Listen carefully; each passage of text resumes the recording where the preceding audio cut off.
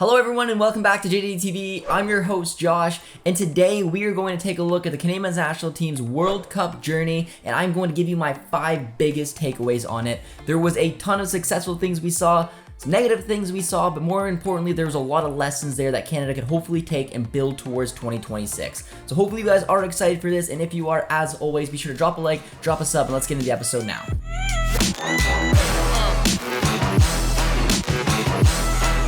Now it's time to give a shout out to the legends over at OneFootball, who are the sponsors for all the World Cup content on the channel. OneFootball will absolutely keep you up to date during the World Cup as you head to the app, search for your favorite national teams like Canada or Germany. Now go give them a follow and watch your homepage get populated with stories that you will care about as they happen. You can also track matches live in the app, check out starting 11s, watch videos from behind the scenes as well as interviews, highlights, and so much more, including the ability to watch full matches directly in the app from around the world. It's truly an incredible app to help you stay up to date with everything going on in the beautiful game. I personally use OneFootball every day to track Canadians playing abroad, and I highly recommend it for all of you watching. So click on the link in the description to download the OneFootball app. It helps creators like myself. Thank you all so much, everyone. Now let's get into the episode. Alright everyone, so the Canadian Men's National Team went into this World Cup with a lot of hype around them. They did so well in qualification, they showed that they can play with some of the best of them, and there was a little bit of hope that we could have snuck out of the group. It didn't go according to plan. 0 wins, 0 draws, 3 losses. It doesn't paint a pretty picture, but if you can look a little bit between the lines, you will find some positives, and that is what we're going to start off with takeaway number 1, the fact that we belong. And I'm mostly just looking at the Belgium match, but in reality, leading into that match, there was injury concerns around some of the biggest players on this team.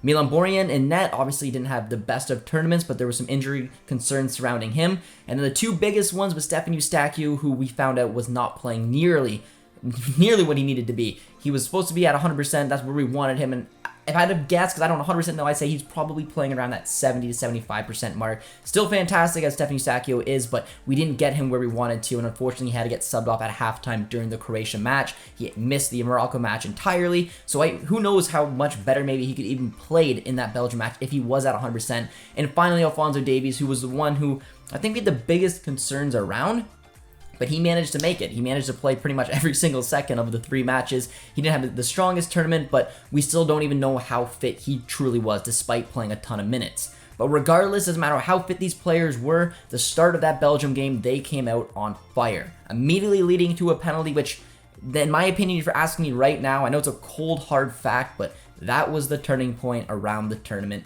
Alphonso Davies scores that goal. I'm convinced we get something from Belgium, and it completely changes the tournament for Canada. It's unfortunate. It is what it is, but for me, that's what happened. Despite that miss, we lost 1-0, but we played, honestly, in my opinion, we played that Belgium side off the park. We just looked so much better in every stretch of the way. There was a game plan there from John Herdman, and in terms of just giving him a grade, I'd say an A-, because I mean, we didn't get the result, but it was as good of the result as you wanted. It should have went our way. It didn't, and a team that is ranked 2nd in the world could barely squeak through Canada, and it was encouraging. That was massive. It was a huge encouraging moment because Canada basically got the attention of Qatar and the world being like, wow, these guys came to play. There are some ballers on that team, and they just took it to Belgium. Very unlucky. But unfortunately, in reality, with me, I said it multiple times, we needed something against that Belgium match if we wanted a chance. I just didn't like the way that the team matched up tactically against Croatia. I loved the way that they lined up against Belgium, and I mean, honestly, Herdman nailed it. It wasn't the result. But that's going to lead me into my second takeaway, and the second takeaway puts us down back to earth, and I'm going to say I'm a little disappointed with John Herdman. Now, John Herdman has done spectacular things with this national team, and I want him here until 2026. Don't get me wrong. I think just because he didn't get it right on 2 of these matches doesn't mean that should can everything that he's accomplished. He's done so well with our women, he's done so well with our men, and I want to see him leading this national team into 2026. But I'm disappointed with Herdman for a few different reasons. Like I said, gave him an A-. Just, it's not his fault we didn't get that win in my eyes. He did everything he could have to set this team up for success against Belgium. But in my opinion, he did everything to set this side up for failure against Croatia. When you looked at this side and you look at the midfield of Kovacic, Brozovic, and Modric, you're expecting them to dominate the midfield. And if you want to look up on Google how to boss a midfield, that was exactly how to do it. There was just no ifs, ands, or buts around it. It came right down to playing this 2-man midfield with a not 100% fit Stephen Eustachio and a 39-year-old Atiba Hutchinson who just unfortunately wasn't up to the task today. And you could see the way when I watched it back and tried to do the little tactical breakdowns I like to do, you could see that there was a clear plan in that midfield and they were just having fun. One of them would just drop deep. They would suck either Eustachio or Hutch out of position. One would make the run. It would just be a little 1-2 pass, and they just completely open up their midfield, and they did it all the time, completely sucking them out of position, having an overpowered midfield, creating 3v2s. It was a fantastic execution from Croatia, and John Herdman, in my eyes, probably should have saw it coming. We all expected some type of three-man midfield, and we just didn't get that. And unfortunately, with someone like Eustachio, who's not quite at 100%, and then Atiba, who, I mean, impressive him getting here, but unfortunately they just weren't up for it, and we got bossed.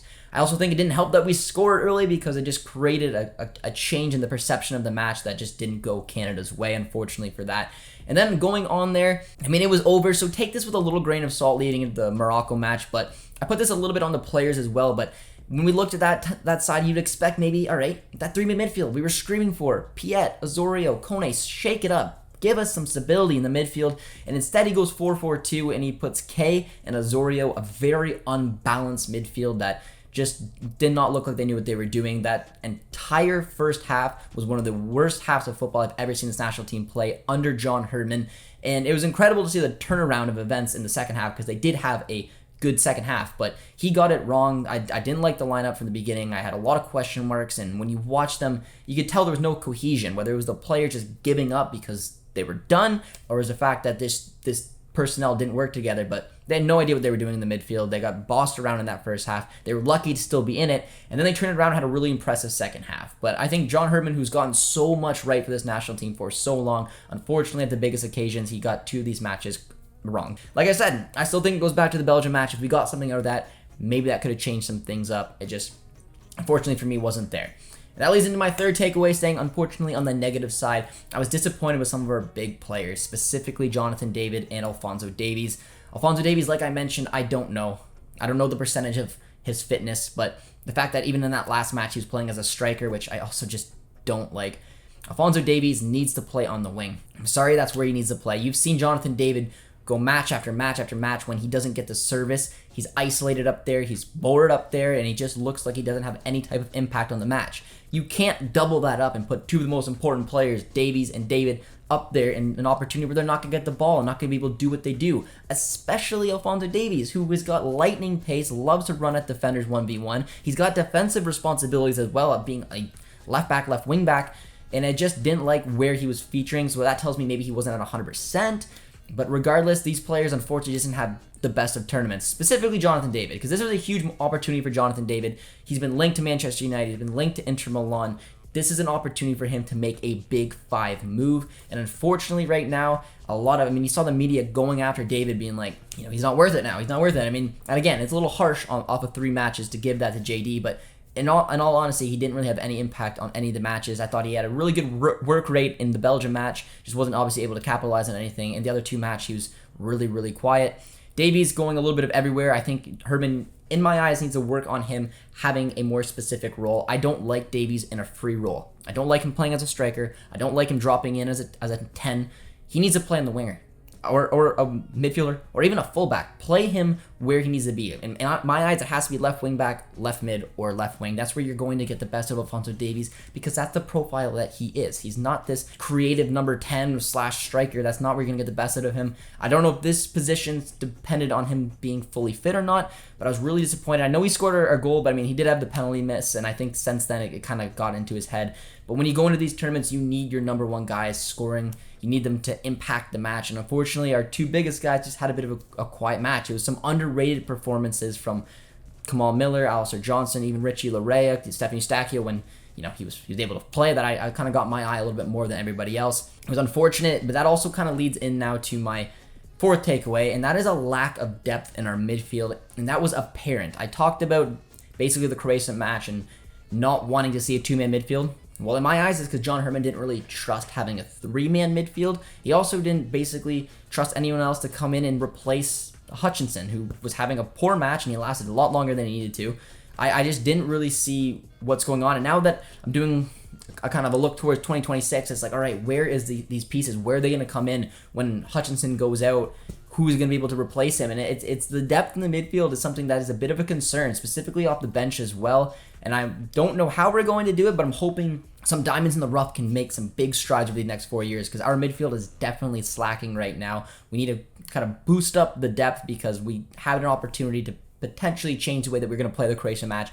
And it just to me seemed like John Herdman's like not really wanting to. And even KJ went out there and said maybe Alistair Johnson can suit that profile because there is a huge lack of depth. So I'm curious to see the way that specifically the CDM, CM, center attacking mid positions will kind of shape up in the next 4 or so years. But I think that's one of the biggest concerns that I've seen. Depth on the wings, up front, even the back line are pretty decent right now. But just in terms of the midfield, it's going to be hard because Touch is going out.